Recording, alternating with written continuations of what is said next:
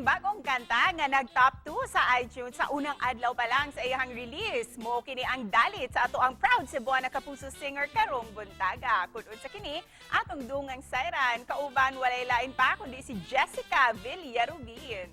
Mayong buntag, Jessica! Welcome back sa programa. Mayong buntag! Inyong tanan! Hello! Hello! Jessica. I love the energy, Jessica. Of course, would you like to greet ang ato ang mga kapusong Bisaya, especially ang mga taga San Fernando? Maayong buntag sa mga nagtanaw karon, especially sa akong mga San Fernandohanon, sa akong pamilya nga nagtanaw karon. Ako gusto nag-invite na magtanaw karon sa akong mga paryente.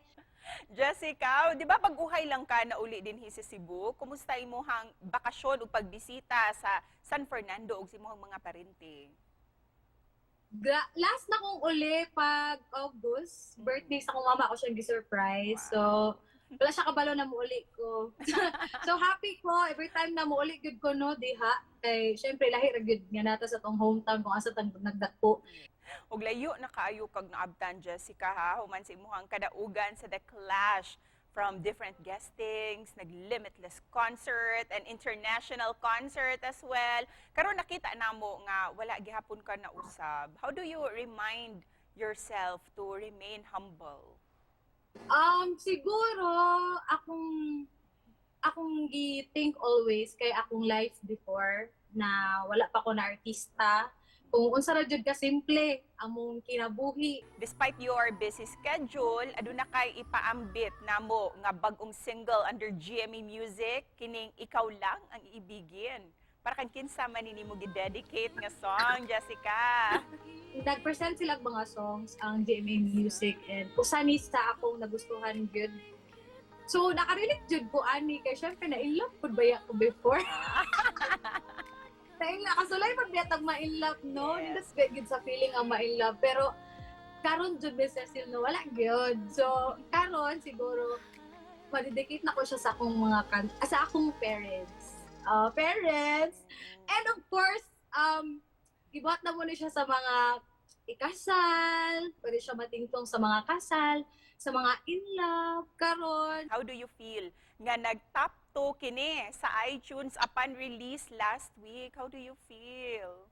Pagkabalo na ako nga nag-number 2, mi, ay grabe, lipay kaayo ko, gaambak-ambak ko sa kalipay. Kay, syempre, kung mag-top ta, diba, parang achievement siya na ako nga mag-top ang song. Busa, Jessica, para mas nindot pa ang ato ang kabuntagon, pwede ba minimo kantahan sa imuhang new single? A few lines lang. Sure! Sige. Para sa mga in love, sa mga ikakasal diha, para ninyo ni. Ako rin pakantahon ha, para ninyo ni. Sa kilangit ang iyong pag-ibig, sana'y laging kapiling kita.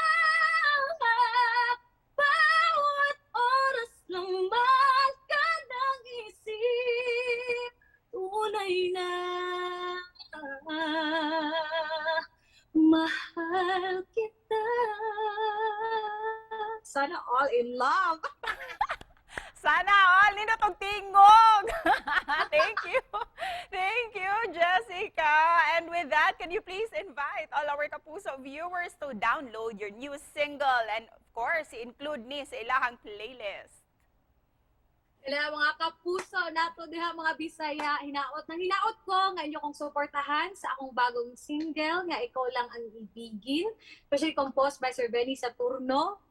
And you can stream it on Spotify, Apple Music, YouTube Music, and other digital stores worldwide. Ay, si Panapos, sa mensahe ni mo para sa ato ang mga Kapuso viewers din sa Central ug Eastern Visayas? Of course, ako, please, especially, support sa All Out Sundays po, every Sunday, and akong songs, and mag-amping punta karon kay napata sa pandemya o ginaot unta no maka-show ko diha no sa tanang lugar sa Cebu. So mag-amping ta tanan og daghan kayong salamat kaninyong tanan. Ug daghang salamat usab kanimo, Jessica. Once again, congratulations. Thank you so much.